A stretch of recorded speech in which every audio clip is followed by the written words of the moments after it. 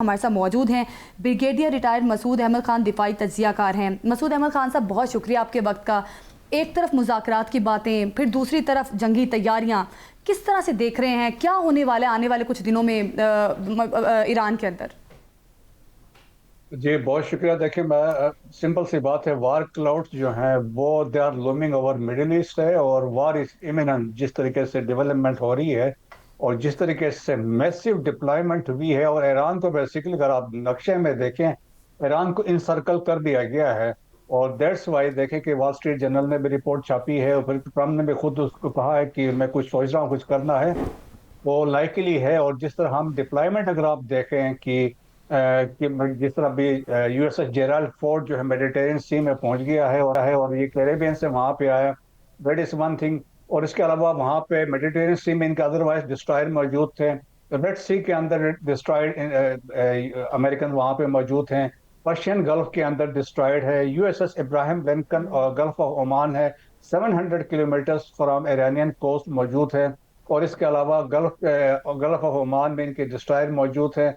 और इसी तरीके से तुर्कमेनिस्तान में रिपोर्टेडली बताया गया है, वहां पे MC-130 जहाज जो हरकुलिस है, तो उनकी लैंडिंग हुई है, और वो स्पेशल ऑपरेशंस के लिए यूज होते हैं जिसमें उसको ड्रॉप किया जाता है, तो उनकी वहां पे प्रेजेंस है। उससे भी एक इंडिकेशन ये भी होती है कि टारगेट्स जो होंगे, ये पॉलिटिकल टारगेट्स भी हो सकते हैं, मिलिट्री लीडरशिप भी हो सकती है, तो इस तरह के कोई उसमें हो सकता है।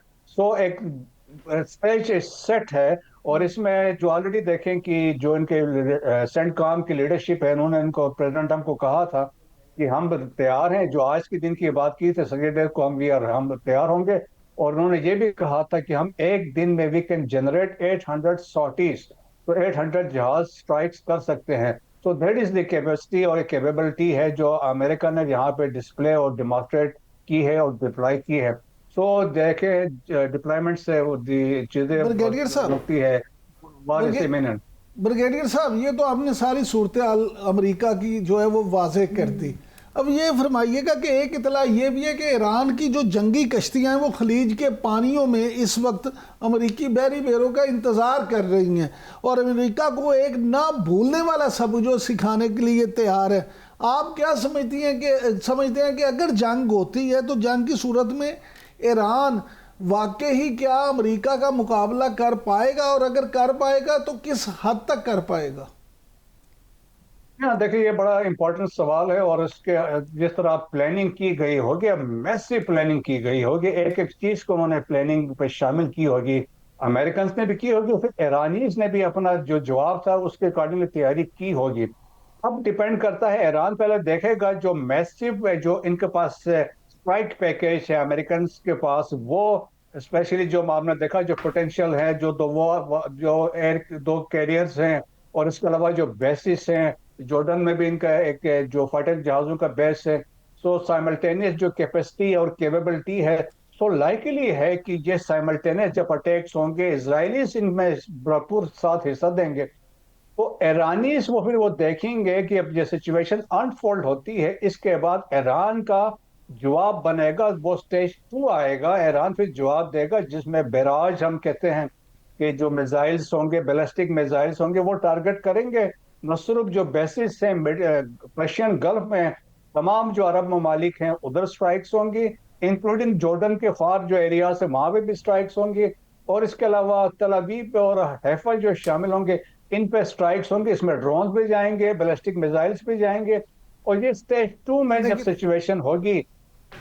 लेकिन ब्रिगेडियर साहब, जो ये खबरें हैं कि चीन ने अपनी सबसे बड़ी जो जासूसी कश्ती है वो बहरे ओमान में तैनात कर दी है, ये कश्ती दुश्मन के मालूमात को फौरी तौर पे ईरान मुंतकिल करती है, और इसका मतलब ये है कि ईरान जो है वो अब जीपीएस का मोहताज नहीं रहा। तो आप क्या समझते हैं कि जीपीएस की मोहताजी का खात्मा जो है उसका ईरान को कितना फ़ायदा होगा? देखें कि एक तो चीज क्लियर है कि रशियंस एंड चाइनीज फिजिकली सामने कभी नहीं आएंगे, ना वो खुल के इस तरह सपोर्ट करेंगे, but behind the scenes logistics जिस तरह हमने देखा है कि आती रही है रिसेंटली। और इसके अलावा जो इनका जो आपने सैटेलाइट की बात की, बैदू सिस्टम है, one of the best satellite system है। वो इनकी यकीनन सपोर्ट इसको शामिल होगी, लेकिन फिजिकली एज सच कोई चीज़ नहीं होगी। इवन जो स्टारलिंक का जो लास्ट टाइम उन्होंने कंटेन किया था, वो बिकॉज ऑफ रशियन टेक्नोलॉजी और चाइनीज मदद से उन्होंने उसको किया था। तो अभी भी बिहाइंड द सीन होगी, लेकिन देखें कि ईरान की अपनी एक लिमिटेशन है। यकीनन देखें कि वो रिस्पॉन्ड भी जाएगा। ईरान वेनेजुएला भी नहीं है, 9 करोड़ लोगों का बड़ा मुल्क है।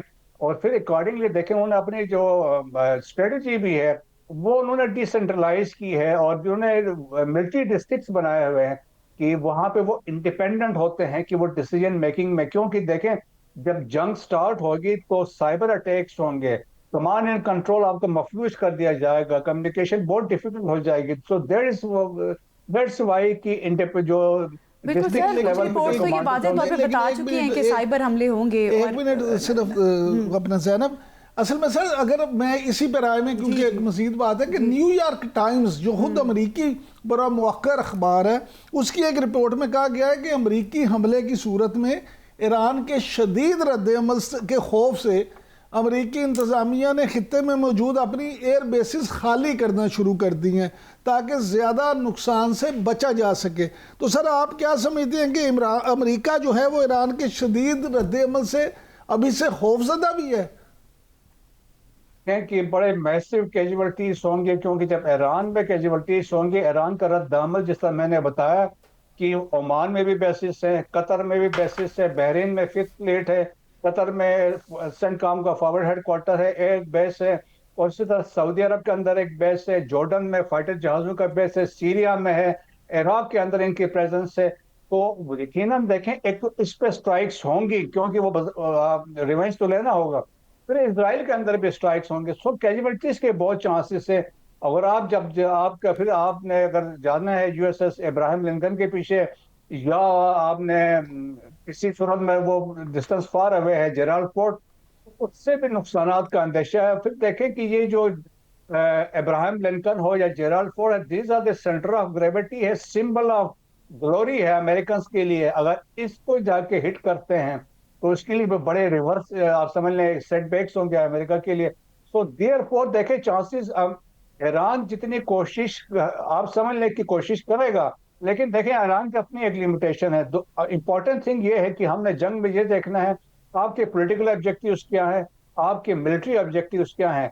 ईरान के पॉलिटिकल ऑब्जेक्टिव्स यही होंगे अपने सॉवरेनिटी को बरकरार रखे किसी भी सूरत में, और दूसरा ये है कि वो फुल स्केल वार पे ना जाए, लेकिन अपना सॉवरेनिटी और जो अपनी जो गवर्नमेंट है उसको वो मेंटेन रख सके। सो वो हो गया। लेकिन at the same time American political objective ये होगा कि वो रजीम चेंज भी चाहते होंगे, वो न्यूक्लियर फैसिलिटीज को टारगेट भी करना चाहते होंगे, बैलिस्टिक मिसाइल साइट पे भी जाना चाहते होंगे, सैंक्शंस को भी अपने वहां पे इम्पोज करना चाहते होंगे, और वो प्रेशराइज भी करना चाहते होंगे वो डील के लिए आ जाए।